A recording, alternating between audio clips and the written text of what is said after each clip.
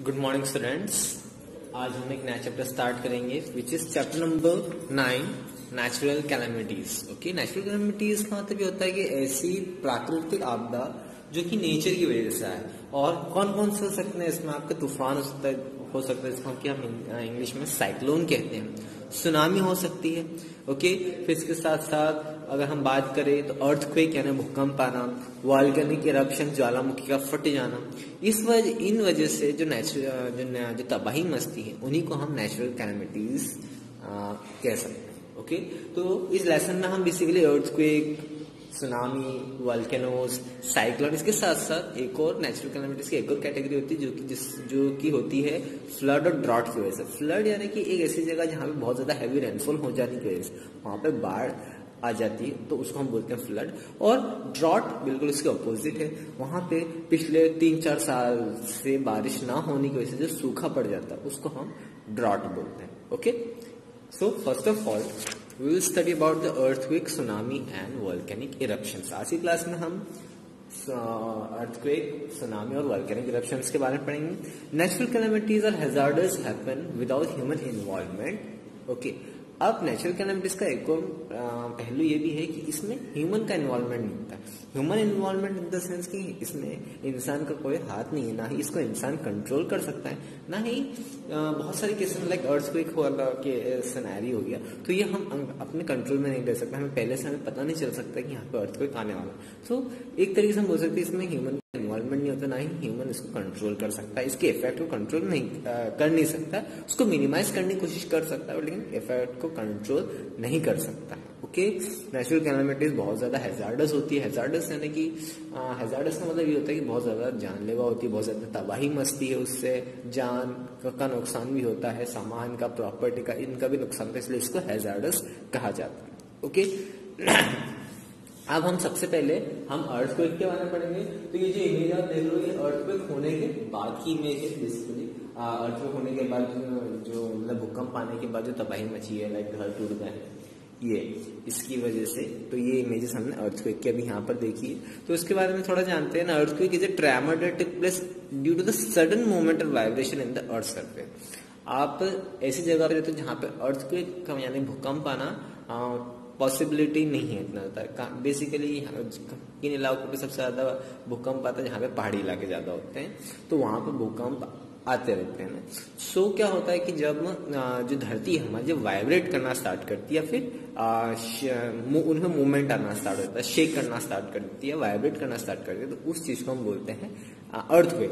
अब अगर vibration normal है तो ऑब्वियसली बात है वो इतना ज्यादा हैजार्डस नहीं होता है। बट लेकिन सोचिए आपकी जो धरती है बहुत तेजी से मूव करने लग जाए या फिर बहुत तेजी से वाइब्रेट होने लग जाए, तो उससे क्या होता है जो हमारे स्ट्रक्चर सीमेंट और लोहे से बने हुए तो इन पे इफेक्ट पड़ता है, इन पे क्रैक पड़ना स्टार्ट होता है, गिरना स्टार्ट हो जाता है। ओके, कई बार अर्थक्वेक या वाइब्रेशन इतने ज्यादा तेज होते हैं कि धरती फटना स्टार्ट हो जाती है। ओके, सो अर्थक्वेक इतने हैजार्डस हो सकते हैं, डिपेंड करता है वो तेजी से या कितनी इंटेंसिटी से अर्थक्वेक आया, मतलब जो उनकी वाइब्रेशन से जो सडन जो शेकिंग हो रही है अर्थ की वो कितनी इंटेंसिव है। ज्यादा इंटेंसिव होता है तो वो बहुत ज्यादा हैजार्डस होता है। कम जैसे लाइक हल्के फुल्के जो झटके लगते हैं, हल्का फुल्का जो वाइब्रेट होती है हमारी धरती, तो उससे ज्यादा नुकसान नहीं होता है। बट लेकिन जब बहुत सडन मूवमेंट होता है, बहुत ज्यादा इंटेंसिटी से होता है हमारी धरती पर, उस केसेस में बहुत ज्यादा हैजार्डस होता है और उसी को हम एक एक्चुअल अर्थक्वेक कहा जाता है। Okay, the outer most layer of the earth is called the crust, यानी कि जो हम जिस लेयर पर रह रहे हैं, मतलब जो हमारी धरती वाली लेयर है, इसको हम क्रस्ट बोलते हैं, अर्थ का क्रस्ट बोलते हैं, क्योंकि यहाँ पर हम सर्वाइव कर रहे हैं। बिकॉज अर्थ को बेसिकली 3 लेयर्स में बांट रखा है, crust, mantle and core. Okay, जब आप हायर क्लासेस में आएंगे लाइक 6th-7th में आएंगे तो इसके बारे में हम डिटेलिंग पढ़ेंगे। ओके, पर लेकिन अभी के लिए आप जान लीजिए कि अर्थ को 3 चीजों में बांट रखा है, 3 अलग अलग लेयर्स में बांट रखा है। अर्थ के क्रस्ट, फिर मैंटल एंड देन द सबसे लास्ट वाली लेयर या फिर core layer. Okay, crust air जो है वो पूरी रॉकी है, मिट्टी है, पेड़ पौधे, रॉक्स आपको मिल जाएंगे। अगर आप मिट्टी है तो उसको खोदोगे तो कहीं ना कहीं खोदते खोदते कोई ऐसी लेयर आएगी जहां पर आपको रॉक्स मिलना स्टार्ट हो जाएंगे। सो बेसिकली जो क्रस्ट जो एरिया है बेसिकली अर्थ का आउटर मोस्ट लेयर है, जिसमें कि रॉक्स, सैंड, सॉइल ये सब मिले हुए हैं। Crust is made up of large, flat and solid cells of rock which float on the semi molten layer of the mental. अब जो मैंने आपको बोला कि रॉक्स बेसिकली रॉक से बनी हुई, तो सबसे नीचे वाली जो लेयर है वहां पे बड़े बड़े रॉक्स हैं, या फिर जिसको कि हम बोलते हैं प्लेट बोलते हैं।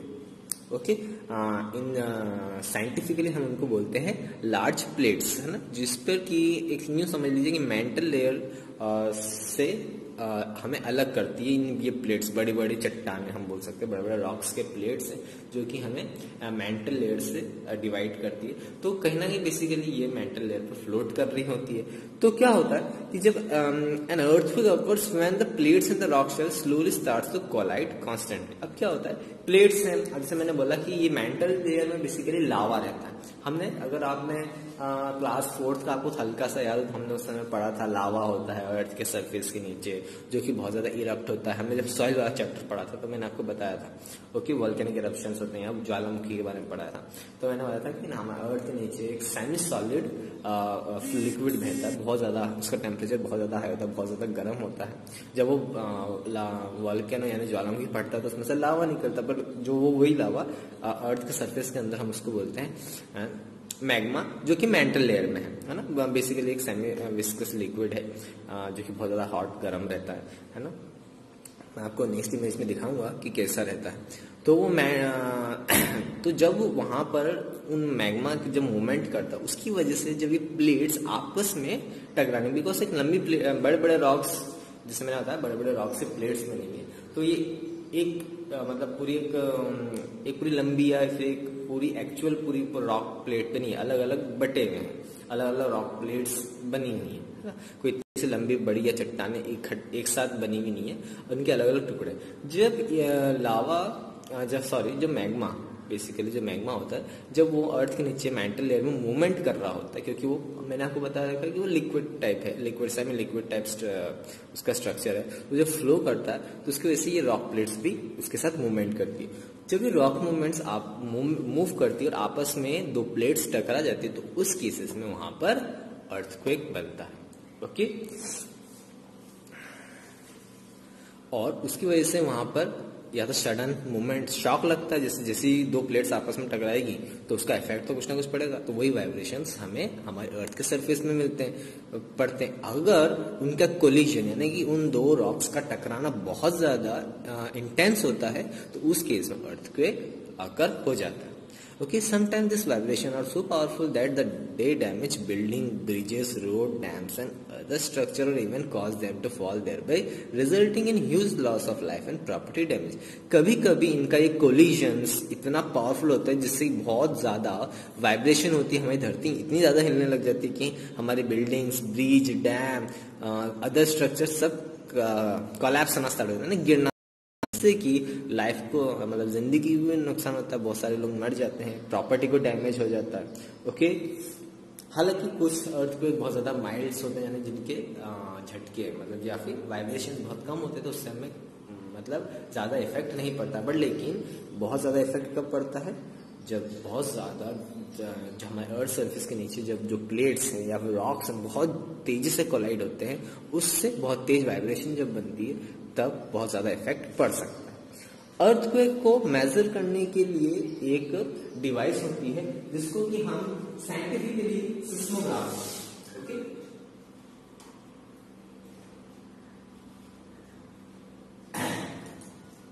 बेसिकली सिस्मोग्राफ ऐसा होता है। ओके, आपकी बुक में भी इमेज है। ओके, बेसिकली बुक में जो इमेज है वो सिर्फ इस वाले बुक में जो इमेज बेसिकली इस टाइप की ये इंटेंसिटी बताता है। बेसिकली होता क्या है, एक ऐसा एक डिवाइस रहता है जिसके नीचे पूरा हॉरिजॉन्टल जो अर्थ का मूवमेंट होता है, जिससे वाइब्रेट होता है। आप अपना फोन को देखते हैं कैसे वाइब्रेट होता है, जब फोन वाइब्रेट होता है तो उसके आसपास की चीजें भी हल्की आपको महसूस होती है कि वाइब्रेट हो रहा है। अगर आपके हाथ में तो आपको हाथ में ऐसा लगता है कि आप हाथ हल्का सा शेक हो रहा है जब आपका फोन वाइब्रेट होता है। सेम चीज यहाँ पर होती है। इसको ये वाला जो सरफेस है इसको धरती पे रखा जाता है। जब ये वाइब्रेट होता है तो जो इसकी नीडल है ये अपने आप हिलना स्टार्ट कर देती है। जब हिलना स्टार्ट करती है तो ये इंटेंसिटी बताती है कि अर्थक्वेक कितना तेज आएगा। ओके, सपोज कीजिए यहाँ पर अगर इस इमेज को आप ध्यान से देखते हैं तो यहाँ पर देखिए, यहाँ पर इंटेंसिटी बहुत कम है, लेकिन देखिए यहाँ पर इंटेंसिटी ज्यादा है। इस एरिया में अर्थक्वेक के वाइब्रेशन बहुत ज्यादा हो रहे हैं। तो इससे हमें पता चल जाता है इस डिवाइस से कि अर्थक्वेक की इंटेंसिटी बहुत ज्यादा हाई है या बहुत ज्यादा लो है। ओके, फॉर एग्जाम्पल अभी मैं यहाँ पे बता देता हूँ कि लाइक अगर वाइब्रेशन कुछ इस तरह से हो रहे हैं तो नॉर्मल वाइब्रेट मतलब कि इंटेंसिटी इतनी ज्यादा नहीं है। बट सपोज कीजिए यही वाइब्रेशन ऐसे हो रहा है, उसका मतलब क्या है कि बहुत तेजी से वाइब्रेट हो रहा है, मतलब कि जो अर्थक्वेक की इंटेंसिटी है बहुत ज्यादा है। ओके, तो अब हम थोड़ा अर्थक्वेक के बारे में पढ़ेंगे। बेसिकली क्या होता है कि अर्थक्वेक कहाँ से स्टार्ट होता है, तो उस ओरिजिन पॉइंट को क्या बोलते हैं जहां से अर्थक्वेक मतलब स्टार्ट हुआ है, कि इनके बारे में जानेंगे। The intensity of the earthquake is highest at the epicentre. Earthquake के बारे में जब भी स्टडी करते हैं या जब भी आप न्यूज में पढ़ेंगे तो उसमें एपिसेंटर आप वर्ड पढ़ेंगे। एपिसेंटर का मतलब ये होता है जहां पर सबसे ज्यादा अर्थक्वेक की वजह से नुकसान हुआ है। ओके, जिस जगह पर अर्थक्वेक की वजह से सबसे ज्यादा नुकसान हुआ है या फिर सबसे ज्यादा मूवमेंट्स वहां पे अर्थ को मिले हैं, या अर्थ सबसे ज्यादा वाइब्रेट, अर्थ सबसे ज्यादा वाइब्रेट हुई है, सबसे ज्यादा मूवमेंट हुआ है, सबसे ज्यादा डैमेज हुआ है, मतलब सबसे ज्यादा नुकसान हुआ अर्थक्वेक की वजह से, उस पोजीशन को या उस पर्टिकुलर एरिया को हम बोलते हैं एपिसेंटर, क्योंकि वहां पर सबसे ज्यादा नुकसान हुआ है। This intensity is measured with device seismograph. इस इंटेंसिटी को हम किसके मदद से मूव करते हैं, बेसिक इसकी वजह से हम मेजर करते हैं सिस्मोग्राफ की वजह से। फिर से बता देता हूँ, ये जो रोलर है ये रोटेट करता रहता है और ऑटोमेटिकली जब अर्थ की मूवमेंट होगी तो ये वाइब्रेट होगा, वाइब्रेट होने की वजह से ये पेन अपने आप वाइब्रेट होता है और इसकी वजह से हमें अर्थ की इंटेंसिटी के बारे में पता चल जाता है। During an earthquake, seismograph records the vibration of the ground on a sheet of a paper in the form of graph. Okay, इस टाइप से ग्राफ बनाता है, जिसके लिए भी कुछ इस टाइप से ग्राफ बनाता है, जिससे हमें पता चल जाता है इंटेंसिटी कितनी ज्यादा हाई थी। Okay, A major earthquake shook Gujarat, India on January 26, 2001. Okay, thousands of people died and extensive damage to property worth crores of rupees took place. The epicenter of this earthquake was near Bhuj, which suffered the maximum damage. ऐसा ही earthquake एक बार गुजरात में हुआ था 26 जनवरी को, 26 जनवरी को in the year 2001, साल के 2001 में। ओके, वहां पे बहुत सारे पीपल मर गए थे अर्थक्वेक की वजह से। इसके साथ साथ बहुत ज्यादा डैमेज भी हुआ था, प्रॉपर्टी को भी कम से कम करोड़ों रुपए तक का डैमेज हुआ था। ओके, ऐसा माना जाता है कि सबसे ज्यादा तबाही जो मची थी वो भुज में मची थी, गुजरात के एक प्रांत में भुज में मची थी। इसी वजह से उस अर्थक्वेक का एपिसेंटर भुज को माना जाता है, क्योंकि वहां पे सबसे ज्यादा डैमेज हुआ था।